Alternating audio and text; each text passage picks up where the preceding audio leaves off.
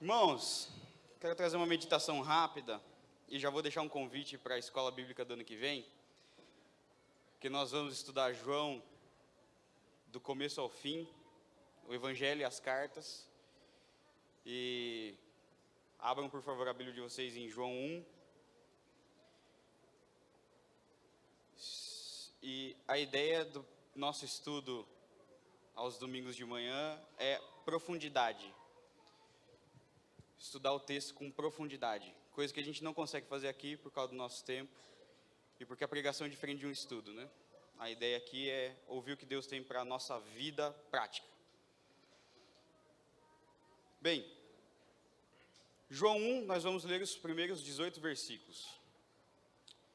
No princípio era o Verbo, e o Verbo estava com Deus, e o Verbo era Deus. Ele estava no princípio com Deus, todas as coisas foram feitas por intermédio dele, e sem ele nada do que foi feito existiria. A vida estava nele e era a luz dos homens. A luz resplandece nas trevas, e as trevas não prevaleceram contra ela. Houve um homem enviado por Deus, seu nome era João. Ele veio como testemunha a fim de dar testemunho da luz, para que todos crescem por meio dele. Ele não era a luz, mas veio para dar testemunho da luz. Pois a verdadeira luz que ilumina todo homem estava chegando ao mundo. O Verbo estava no mundo e esse foi feito por meio dele, mas o mundo não o reconheceu. Ele veio para o que era seu, mas os seus não o receberam. Mas a todos quanto o receberam, aos que creem no seu nome, deu-lhes a prerrogativa de se tornarem filhos de Deus, os quais não nasceram de linhagem humana, nem do desejo da carne, nem da vontade do homem, mas de Deus. E o Verbo se fez carne e habitou entre nós, pleno de graça e verdade, e vimos a sua glória como a glória do unigênito do Pai.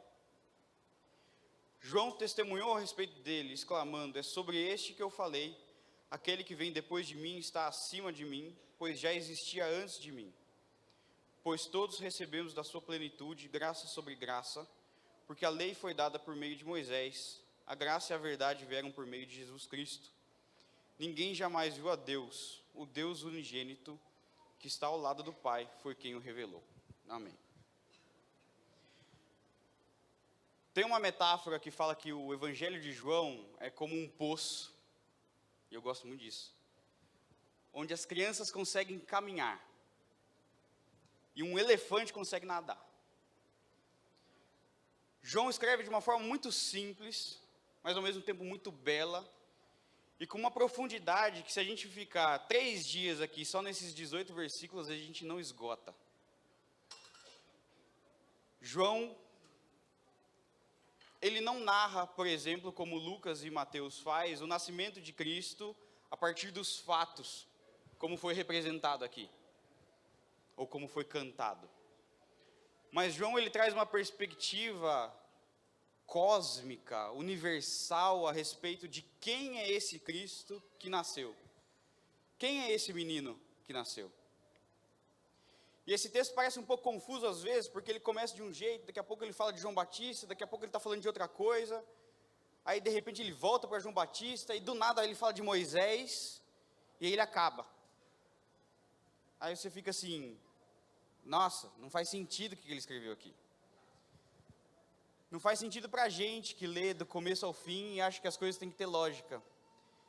Mas para um judeu, a ideia é diferente. A forma como eles contam as histórias é diferente. E a gente vai se aproximar desse texto olhando para essa estrutura que eu estou apresentando para vocês.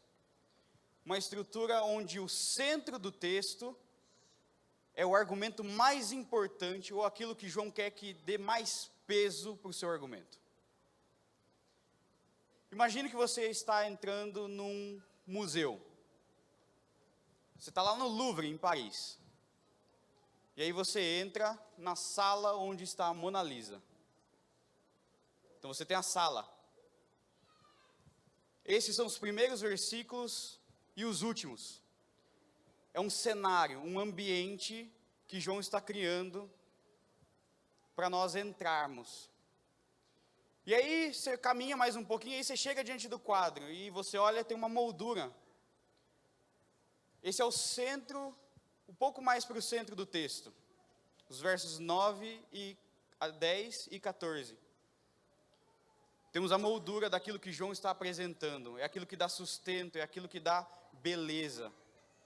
E bem no meio a gente tem aquilo que João quer estampar de forma mais clara. A gente tem o sorriso da Mona Lisa, é aquilo que todo mundo quer ver, é aquilo que todo mundo precisa ver, que são os versos 11 a 13. Então nós vamos caminhar no texto de João aqui, do começo para o fim, depois para o meio, e a gente vai dar essa cirandada pelo texto. Certo? Combinado? Vamos lá. Qual é o cenário que João está construindo para a gente? O verbo, isso aparece 3 vezes logo no primeiro capítulo, no primeiro versículo. E aí todo mundo fica preocupado, o que significa o verbo? O que é o verbo? E aí eles vão para a filosofia, para os gregos, e nada disso importa. Porque o verbo só faz sentido se você entende no princípio. Quando João começa o seu evangelho falando no princípio, quando você escuta essa palavra no princípio, de que você lembra? Gênesis 1. No princípio criou Deus os céus e a terra. E João está falando, no princípio era o verbo. E o verbo, a palavra de Deus, como diz no verso 3, é o meio pela qual todas as coisas passaram a existir. Como que Deus cria o mundo em Gênesis? E disse Deus, e as coisas passaram a existir. E a vida estava nele. Verso 4. Deus não precisa de alguém que lhe dê vida, Ele é a fonte da vida. É Ele que sopra o fôlego de vida em Adão. É Ele que dá vida a todos os seres. É Ele que preenche o céu e a terra e os mares com vida. E a luz dos homens. E a luz resplandece sobre as trevas. E a gente vai lá para o versículo 2 de Gênesis, do capítulo 1, e fala o quê? A terra se forma vazia, e havia trevas sobre a face do abismo. E a primeira coisa que Deus cria é luz. A narrativa de João é permeada pelo texto da lei. A narrativa de João é cheia de referências da lei de Moisés. Por isso que, quando a gente vai lá para o final, nos versos 16 a 18, aparece o nome de Moisés, aparece a lei, a referência da lei. Pois todos recebemos da sua plenitude, graça sobre graça. O que antes nós recebíamos de Deus, por intermédio da lei ou dos profetas, agora nós recebemos plenamente, de forma completa, porque Cristo nasceu. Graça sobre graça, não é que a graça agora é melhor do que a anterior, mas é porque a graça que nós temos em Cristo é mais completa, ela é mais efetiva, ela é eterna. Porque a lei foi dada por Moisés, mas a graça e a verdade, de forma plena, de forma completa, de forma que não é necessário mais intermediadores, de forma que não é mais necessário uma pessoa falando em nome de Deus, porque o próprio Deus estava falando através de Cristo. Graça e verdade vieram por meio de Jesus Cristo. E ninguém viu a Deus. Moisés não viu a Deus. Nem naquele evento, e a gente vai falar um pouco desse evento de novo, onde ele pede, Senhor, eu quero ver a sua glória, e Deus fala assim, não, você vai ver só uma rabeirinha. Ninguém viu a Deus, mas o Deus unigênito, aquele que é da mesma substância, da mesma natureza, aquele que é igual o Pai, foi quem o revelou. O cenário que João está criando para a gente, é que Jesus, antes de tudo, Ele é Deus, eterno, pré-existente, o Criador, Todo-Poderoso. E Ele se revela através das suas alianças, ele se revela através da lei, e ele se revelou em carne. E aí aparece a figura de João Batista no versículo 6 a 8 e no verso 15. Houve um homem enviado por Deus, seu nome era João, e ele veio como testemunha, a fim de dar testemunho da luz, para que todos crescem por meio dele. Ele não era a luz, mas veio para dar testemunho. E no verso 15, João testemunhou a respeito dele, exclamando: é sobre este que eu falei, aquele que vem depois de mim está acima de mim, porque já existia antes. João Batista aparece como uma garantia profética de que Jesus Cristo é verdadeiramente Deus, verdadeiro Deus.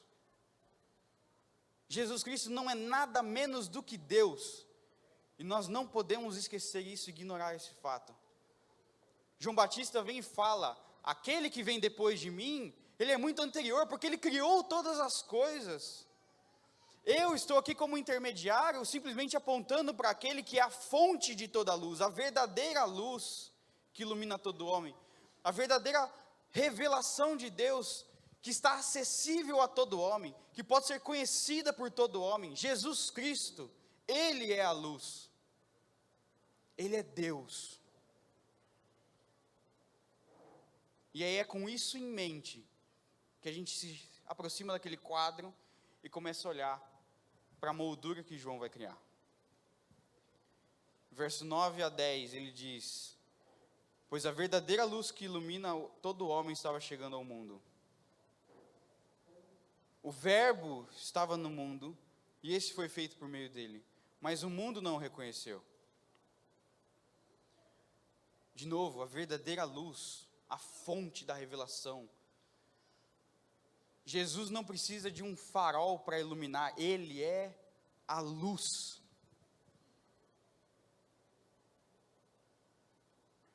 Que está acessível a todos nós, que pode ser conhecido por todos nós, que pode ser tocado por João, pelos apóstolos e por tanta gente naquela época, que se relaciona conosco hoje. E o verbo, a palavra de Deus, o agente criativo de Deus, que criou todas as coisas, agora ele está aqui, ele veio ao mundo, o transcendente tocou a realidade nossa, carnal, o Deus Espírito eterno tocou o tempo, se fez como nós, mas o mundo não o reconheceu. E aí o verso 14, é um verso tão lindo. Ele diz: o verbo, ele fala como esse verbo se tocou a realidade, como esse verbo se fez como nós. Ele se fez carne. E a linguagem que João vai usar aqui é a linguagem do Êxodo. E eu quero só pensar um pouquinho, lembrar esse episódio do Êxodo 34. Moisés, diante das tábuas da lei, diante de toda a glória de Deus, da revelação de Deus, Moisés fala assim: eu quero ver a sua glória, eu preciso ver a sua glória. E Deus fala assim: ó, segura a emoção, você vai ficar aqui guardadinho, eu vou passar, depois que eu passar, você pode dar uma espiada, só depois que eu passar. E aí, quando Deus passa,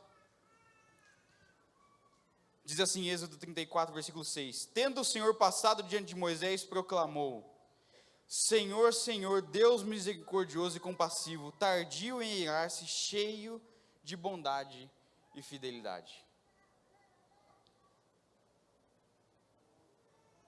Voltando para o verso 14, guarda isso, cheio de bondade e fidelidade.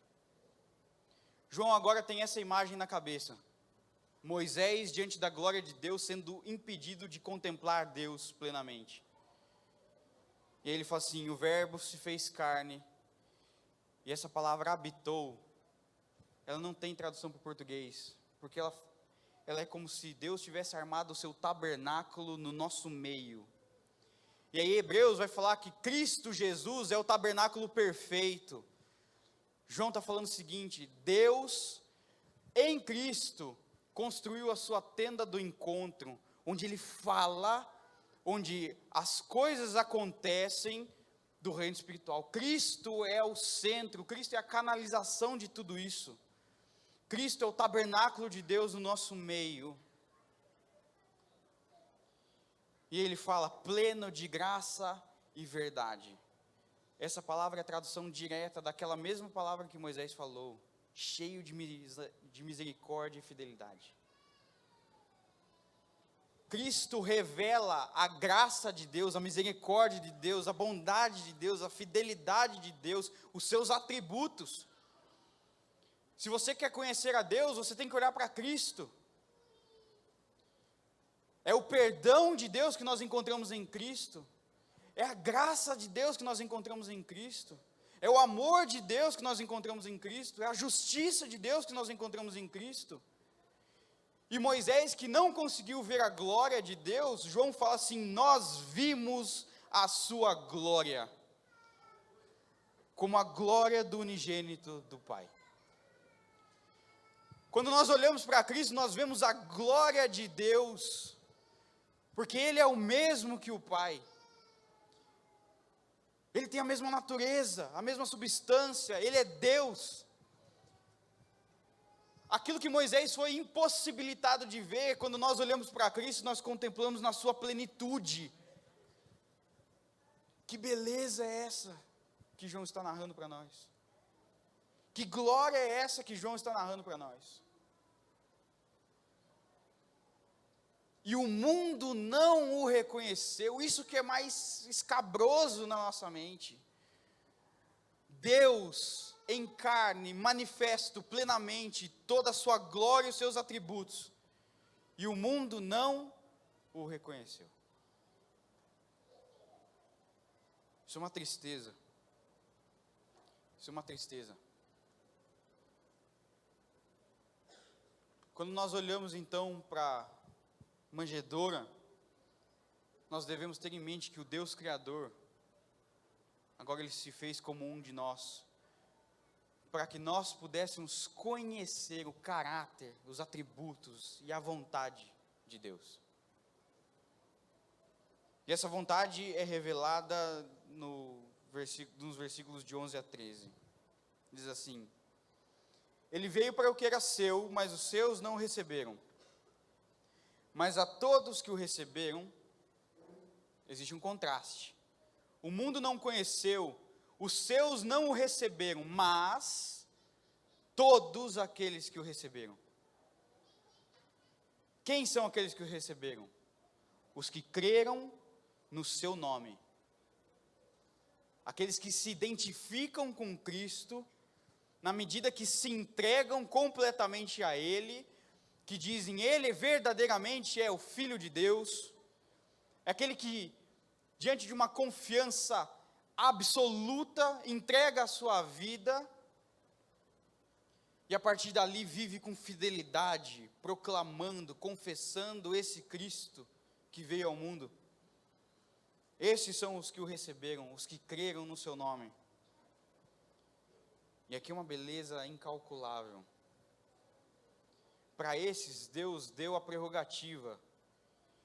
Essa palavra não é muito boa. Em outras versões, talvez na sua vai estar escrito assim, o direito. Deus deu o direito, o privilégio, a graça de sermos chamados seus filhos. E o verso 13 fala assim, esses filhos não nasceram da sua própria vontade. Eles não nasceram de linhagem humana. Eles não nasceram da vontade da carne. Eles não nasceram da vontade do próprio homem. Eles nasceram da vontade de Deus. Então a vontade de Deus é que por Cristo, em Cristo, pela fé em Cristo, nós sejamos feitos seus filhos. O propósito de João é que esse Deus Criador, que sustenta o universo, que fez as coisas a partir da sua palavra, que encarnou para revelar a sua glória, tinha um propósito: fazer uma família, onde todos nós somos irmãos, Deus não tem sobrinho, gente. Deus não tem sobrinho. Ou nós somos irmãos, ou nós não somos família.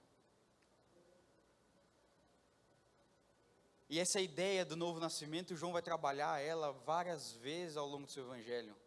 Lembra da conversa de Jesus com Nicodemos? Se você não nascer de novo, se você não nascer do Espírito, você não faz parte desse reino, você não faz parte dessa família. João está tratando de um novo nascimento aqui. E esse novo nascimento, pela fé em Cristo, pelo Espírito Santo, é o propósito pelo qual Deus encarnou, para que nós fôssemos a família de Deus. De tanta coisa que daria para a gente aprender desse texto, eu só quero trazer duas aplicações. A primeira delas é que Jesus é Senhor, antes de todas as coisas.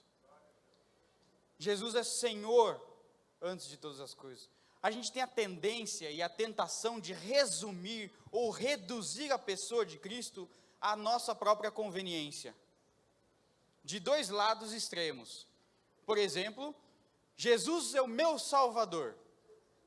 É mentira? Não, é verdade, Jesus é o nosso Salvador. Mas o que isso implica? Que Jesus te tirou do inferno e agora você vive a sua vida do jeito que você quer? Porque nada mais importa? Não. Jesus, ele é o Salvador, mas ele é o Senhor. Ele é o Criador do universo. Ele é o Rei do universo. Ele é aquele que sustenta a vida e toda a existência pela sua palavra. Ele é a expressão exata do ser de Deus. Ele é o dominador sobre todas as coisas. O Rafa falou aqui, e eu repito, o Kuyper, quando ele disse: não existe 1 centímetro quadrado de toda a existência que Cristo não clame, é meu. Ele está afirmando isso. Todas as coisas estão debaixo do senhorio de Cristo. Ele é rei. E por outro lado, a gente tem a tendência também de reduzir Cristo a um comportamento moral. Cristo é um bom exemplo de humildade. Cristo é um bom exemplo de amor. Cristo é um bom exemplo de qualquer coisa que seja da sua conveniência. E aí você faz de Jesus Cristo, o Deus, o Senhor, o seu boneco, o seu personagem, o seu garoto propaganda da sua ideologia, quando Ele é Senhor. Cristo não é uma ferramenta para você usar. Cristo não é uma justificativa para nós vivermos da forma como nós queremos. Ou nós nos submetemos ao seu senhorio, ou nós estamos num relacionamento errado com Ele. Cristo é Senhor, Ele é Deus. E isso deve ser refletido na nossa vida. Nos nossos estudos, na escola, na faculdade, na pós, no nosso trabalho, nos nossos relacionamentos com os nossos clientes, nos nossos relacionamentos com os nossos colegas, nos nossos relacionamentos em casa, fora de casa, amigos, colegas, tudo deve refletir esse senhorio de Cristo. Na medida em que nós fazemos tudo para a glória de Deus e para que Cristo seja exaltado na nossa vida. E a partir do momento que nós condicionamos a nossa mente, que nós subjulgamos a nossa vida ao senhorio de Cristo, o nosso relacionamento com Ele é adequado. E nós passamos a desfrutar melhor desse senhorio. Porque Ele é um rei, mas Ele não é um rei absolutista. Ele é um rei que cuida. Ele é o rei que dá a vida pelas suas ovelhas. Ele é o rei que nos serviu de forma mais perfeita e absoluta. Ele é um rei que cuida de nós. Ele é um rei que nos ama. E na medida que nós nos submetemos a Ele, nós somos cuidados por Ele, e nós somos satisfeitos nele, o nosso relacionamento com Ele é adequado. Nós desfrutamos de uma glória maior, da presença de Cristo muito maior na nossa vida. Cristo é Senhor. Nós nunca podemos nos esquecer disso. O menino na manjedoura não é um símbolo de harmonia e de paz. Ele é o rei. Ele é o rei que vai subjugar todos os seus inimigos debaixo dos seus pés. E o segundo ponto é que fazer parte dessa família que Deus criou através de Cristo é um privilégio. É um privilégio. Não significa que Deus, agora porque você está em Cristo, é filho dele, seus problemas se acabaram. Não. Nós não pregamos o evangelho tabajara. Mas a Bíblia, o Novo Testamento e o Antigo Testamento são cheios de promessas que se cumprem na vida daqueles que estão em Cristo. Efésios vai falar que em Cristo nós já fomos abençoados com toda sorte de bênçãos espirituais. Paulo vai dizer várias vezes que nós fomos transportados de um reino de trevas para o reino da sua maravilhosa luz. Hebreus vai dizer que agora nós podemos chegar diante do trono da graça com ousadia, com confiança, porque nós chamamos Deus de Pai. Existe um desfrute, um deleite, que só é possível aqueles que podem chamar Deus de Pai. Nós somos cuidados, nós temos promessas nas nossas vidas, que aquele que não está em Cristo, jamais vai conhecer. Nós seremos vitoriosos, triunfantes, nosso corpo será glorificado, nós desfrutaremos da eternidade com Deus. Paulo vai dizer que nós somos herdeiros e co-herdeiros com Cristo, nós reinaremos com Ele. Que privilégio é ser filho de Deus, que bênção é ser filho de Deus. Mas se você aceita o privilégio e rejeita a responsabilidade que isso traz, é melhor repensar a sua qualidade como filho de Deus. Porque eu olho para vocês aqui, e vocês olham para mim, e a gente cumprimenta, paz do Senhor, irmão. Nós estamos reconhecendo que nós temos uma responsabilidade familiar uns com os outros. Por isso que não faz sentido você ser filho de Deus e rejeitar viver em família. Não faz sentido. Você viver a sua caminhada cristã, a sua fé, o seu relacionamento com Cristo isolado no seu quarto, em casa, não faz sentido. Porque Deus não formou um crente. Deus formou e está formando ao longo da história um povo que é para chamar de seu. Vocês são o meu povo e eu sou o seu Deus. Rejeitar a noiva de Cristo enquanto beija o filho é hipocrisia, é incoerência, é uma contradição que não pode ser reparada. Se nós desfrutamos do privilégio e da bênção que é ser filhos de Deus, nós temos que lutar e nos responsabilizar por cuidar da sua família.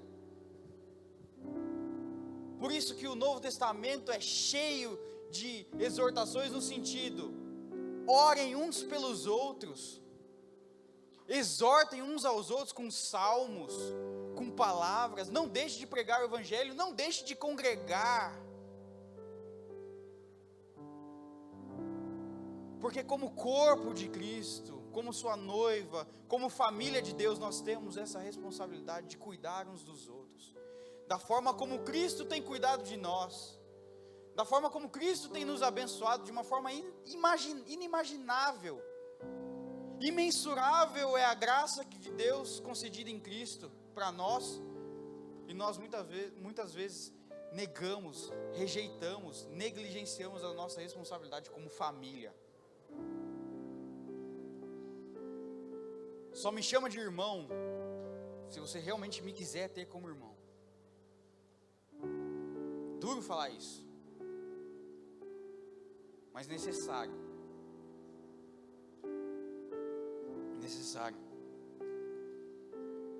Ou nós levamos a sério aquilo que Paulo diz, né? Chorar com os que choram, se alegrar com os que se alegram, e em tudo glorificar a Deus.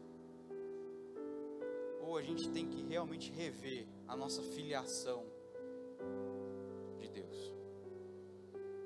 Então, irmãos, para concluir, quando você pensar no Natal, quando você olhar para aquele presépio bonito, cheio de coisinha, não acha só fofinho não, não acha só bonitinho. Lembra que o Deus Criador, o transcendente, aquele que é eterno, que fez tudo pela sua palavra, que sustenta tudo pela sua palavra, Ele se fez como nós, para que nós realmente pudéssemos conhecer a Deus, para que nós pudéssemos realmente ver quem Deus é, e mais do que isso, porque através dele, pela fé, pelo poder do Espírito Santo, nós fôssemos feitos filhos, nós fôssemos feitos família, e viver como família, refletindo o caráter de Cristo, apontando para a pessoa de Cristo, tudo isso para a glória de Deus. Para isso que nós somos feitos, é para isso que nós comemoramos o Natal, é para isso que nós comemoramos a vinda do Filho de Deus, para que nós fôssemos verdadeiramente povo de Deus, família de Deus. Curvem suas cabeças, vamos orar. Senhor meu Deus e meu Pai, que privilégio poder chamar de Pai. Que privilégio poder falar com o Senhor sem intermédio de sacrifícios, de holocaustos. Que privilégio ser chamado de filho seu. Não temos tempo na nossa vida como um todo para ser gratos e para manifestar a nossa gratidão e o nosso amor. Nem sabemos corresponder a esse amor tão grande que o Senhor tem por nós de forma correta. Mas como nós somos agraciados, como nós somos abençoados por poder chamá-lo de Pai. Nós nos colocamos diante de Ti, Senhor, com o nosso coração quebrantado, porque muitas vezes somos negligentes, porque muitas vezes queremos viver a vida do nosso jeito e usamos a Tua palavra como desculpa, como justificativa para os nossos erros. Nós queremos subjugar Jesus aos nossos gostos, às nossas preferências e não nos submeter a Ele, que é o Rei. Mas o Senhor tem se mostrado tão bondoso e fiel, tão cheio de graça e verdade. O Senhor tem sido tão tardio em se irar, tão longânimo conosco. Nós devemos nos curvar de joelhos e louvar o Seu nome, agradecer o Seu nome e proclamar que só o Senhor é Deus, só o Senhor é Rei. Nós te pedimos, Senhor, que o Senhor venha tratar o nosso coração, quebrantar o nosso coração, transformar o nosso coração pelo poder do Teu Espírito Santo, para que a nossa vida seja para a Sua glória, para que a nossa vida manifeste Jesus Cristo, porque nós queremos ser parecidos com Ele. Esse é o nosso desejo, sermos achados fiéis e parecidos com o Teu Filho, para desfrutarmos de um relacionamento correto com o Senhor, para desfrutarmos da paz que excede todo entendimento, para desfrutarmos da alegria da nossa salvação de forma correta. Nós somos completamente dependentes de Ti, Senhor. Ajuda-nos, molda-nos, transforma-nos, Senhor. Ajuda-nos a viver como família. Ajuda-nos, Senhor, a cuidar dos nossos irmãos da forma como o Senhor tem cuidado de nós. Que nós não sejamos negligentes, mas que nós sejamos responsáveis e façamos com amor, com gratidão no coração, porque o Senhor nos trouxe a família. O Senhor nos fez irmãos, o Senhor nos fez Teu povo. Ajuda-nos, Senhor, que nós somos fracos, falhos e egoístas.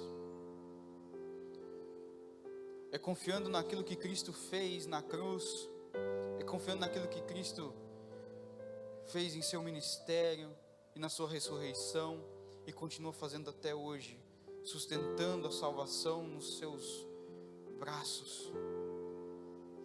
É confiando na obra de Cristo, Deus verdadeiro, Senhor e Salvador das nossas vidas, que nós te pedimos, gratos por tudo.